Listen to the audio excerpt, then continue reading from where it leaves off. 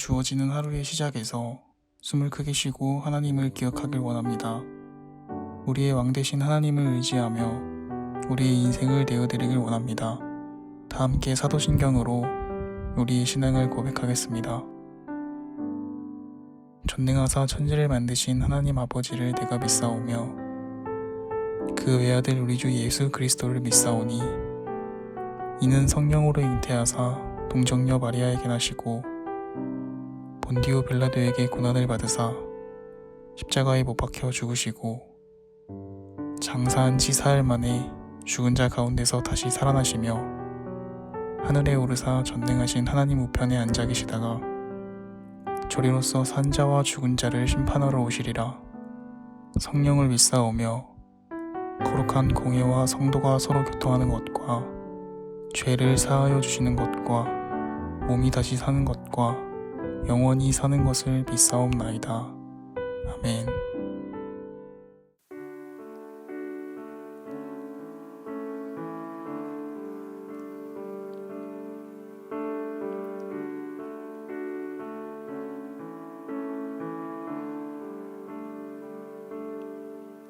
주님 내 길을 잘 아시고 내 걸음 아시네.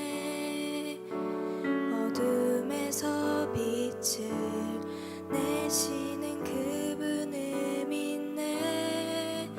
무엇으로 주를 섬길지 어디로 가야 할지 헤매이는 나를 아시고 길을 여시네. 주님 내 길을 잘 아시고 내 걸음 아시네. 어둠에서 빛을 내시는 그분을 믿네. 무엇으로 주를 섬길지 어디로 가야 할지 헤매이는 나를 아시고 길을 여시네. 내 삶은 주의 것, 내 삶은 주의 것, 온전한 신뢰를 주께 드리네. 보이지 않아도 믿음으로 걷네. 주 영광 바라보며 주만 따르네. 내 삶은 주의 것, 내 삶은 주의 것, 온전한 신뢰를 주께 드리네. 보이지 않아도 믿음으로 걷네. 주 영광 바라보며 주만 따르네.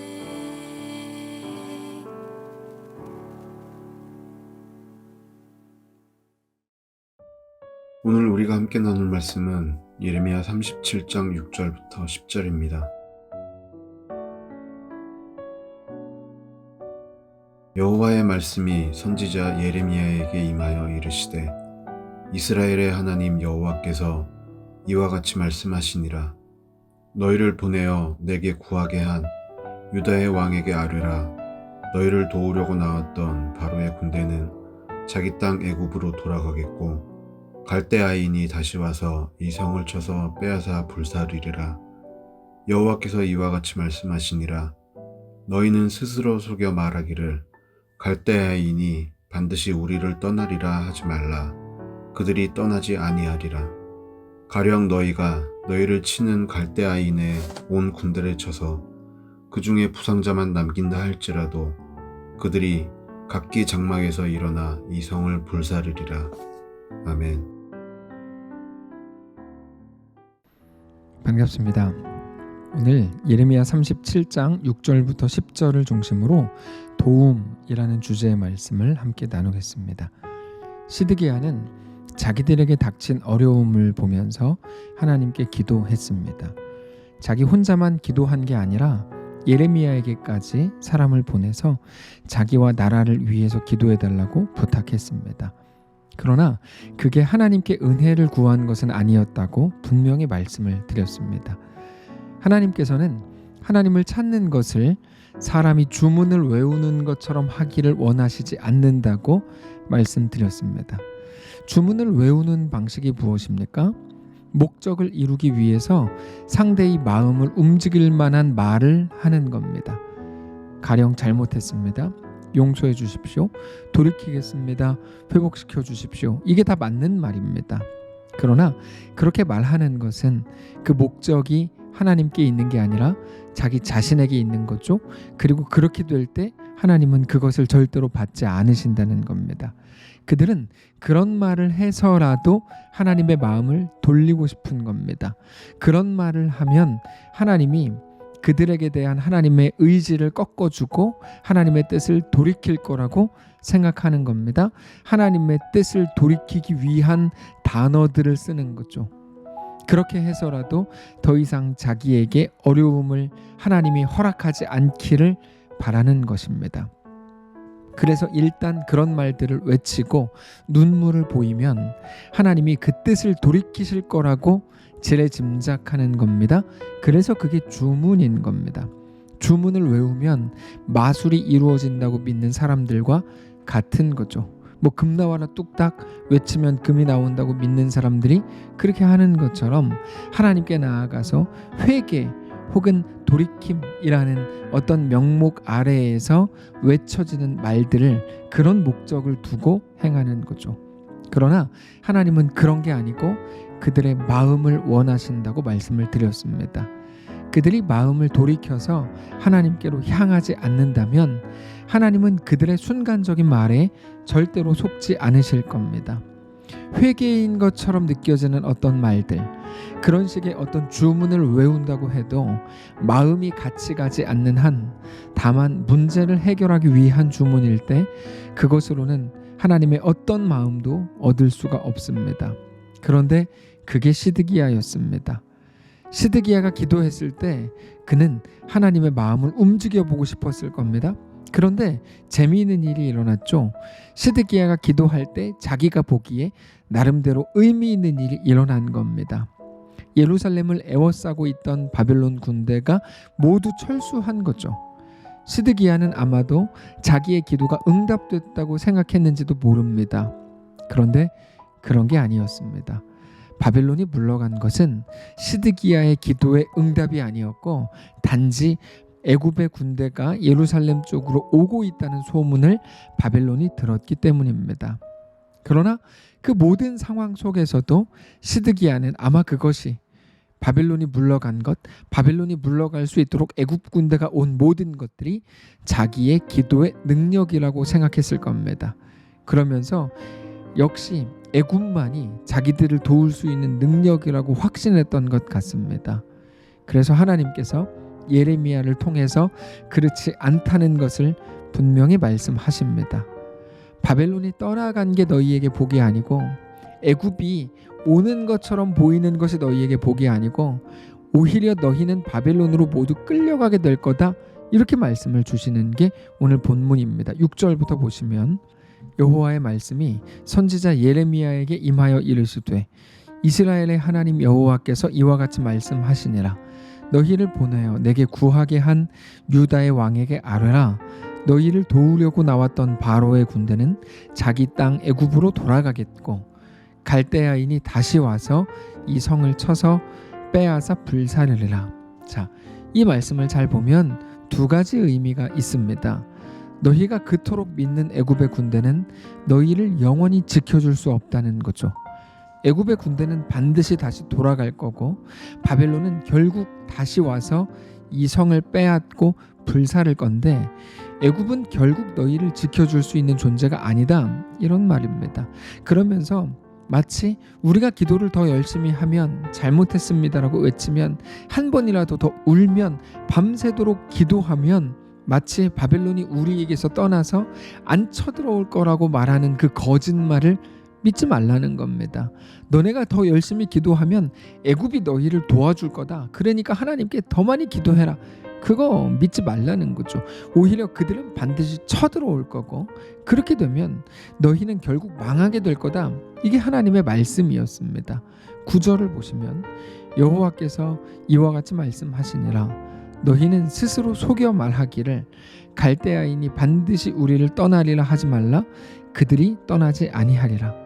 가령 너희가 너희를 치는 갈대아인의 온 군대를 쳐서 그 중에 부상자만 남긴다 할지라도 그들이 각기 장막에서 일어나 이 성을 불사르리라. 그 모든 일들은 하나님이 주관하시는 일이기 때문에 애굽이 그들을 막을 수 없는 것은 너무나 당연한 일입니다. 애굽도 막을 수 없고 유대도 당연히 바벨론을 막을 수 없고요. 정확히 말하면 바벨론을 막을 수 없는 게 아니고 하나님의 계획을 막을 자가 아무도 없는 거죠. 그럼에도 그들은 끝까지 애굽을 의지했고 실제로 역사적으로 보면 유다의 정치인들은 바벨론이 나라를 빼앗기 직전에 상당수가 애굽으로 도피해서 거기서 살게 됩니다. 무슨 말인가 하면 시드기야가 자신의 기도의 응답이라고 생각했던 그 애굽은 절대로 하나님이 주시는 기도 응답이 아니었다는 거죠. 그러니까 하나님이 주실 기도 응답도 아닌 것을 찾고 구하던 것이 시드기야의 모습이고 그의 자리였다는 거예요. 오히려 그러나 그들에게 대한 하나님의 응답은 뭡니까? 예레미야를 통해서 주신 하나님의 말씀이 전부였던 거죠. 너는 바벨론에 끌려간다. 그러니까 그거 없애달라고 울고불고 난리치지 말고 거기서 살아갈 생각을 하라는 거죠. 하나님이 거기에서도 너의 하나님인 것을 알고 기억하고 그러니까 거기에서 담대하게 살아볼 생각을 하라는 겁니다. 그게 그들에게 대한 하나님의 기도 응답이었던 것이죠. 하나님께서 주실 것이 무엇인지를 알지 못하고 그저 애굽을 주십시오. 애굽만이 나의 유일한 해답입니다라고 외치는, 그래서 그것을 통하여 바벨론을 몰아내겠다고 하는 시드기야의 그 모든 영적 무지가 너무나 안타까운 겁니다. 그런데 그 모습이 우리에게 너무 자주 보이는 거죠. 오늘 우리도 시드기야의 자리에 서 있을 때가 얼마나 많은지 모릅니다. 시드기야의 자리가 어디입니까? 애굽을 구하고 있는 자리죠. 애굽을 왜 구합니까? 바벨론을 쫓아내고 싶은 거거든요. 자기가 생각할 때 바벨론을 쫓아낼 유일한 방법은 애굽밖에 없는 거야. 그러니까 기도하죠. 근데 기도하는데 어떤 내용으로 기도합니까? 애굽을 보내주십시오. 애굽이 나를 도와주게 해주십시오. 그게 전부예요. 오로지 애굽을 하나님께 나아가서 하나님의 이름으로 구하고 있는 거야. 왜요? 바빌론이 무섭거든요. 그게 시드기야의 자리죠. 완전히 오해하는 자리, 하나님의 뜻이 어디 있는지, 하나님의 뜻은 무엇인지 전혀 관심 없고 오로지 자기의 생각과 자기의 뜻으로 꽉 차 있는 그 자리가 시드기야의 자리죠. 그러나 하나님의 대답은 뭡니까? 바벨론이나 애굽이 아니라 네가 어디 있든지 내가 너를 붙든다. 애굽을 통해서 너가 사는 게 아니고 내가 너를 붙든다. 오직 내가 너의 하나님이다. 내가 너를 입히고 내가 너를 먹이고 내가 너를 살린다. 오직 내가 길이요 진리요 생명이다. 내가 너의 아버지다. 그것을 아는 자리가 성도의 자리입니다. 사랑하는 성도 여러분, 오늘 하나님의 이 말씀 앞에 온전히 엎드리실 수 있기를 원합니다. 우리가 생각하는 애굽은 무엇일까요? 정치의 어떤 모습입니까? 코로나 종식입니까? 사업의 잘됨입니까? 자녀의 성공입니까? 혹은 승진입니까? 건강해지는 겁니까? 우리의 애굽은 무엇입니까? 우리가 그토록 도움을 요청하는 그 자리는 어디입니까? 우리의 유일한 도움은 오직 하나님이신 것을 믿으시기 바랍니다.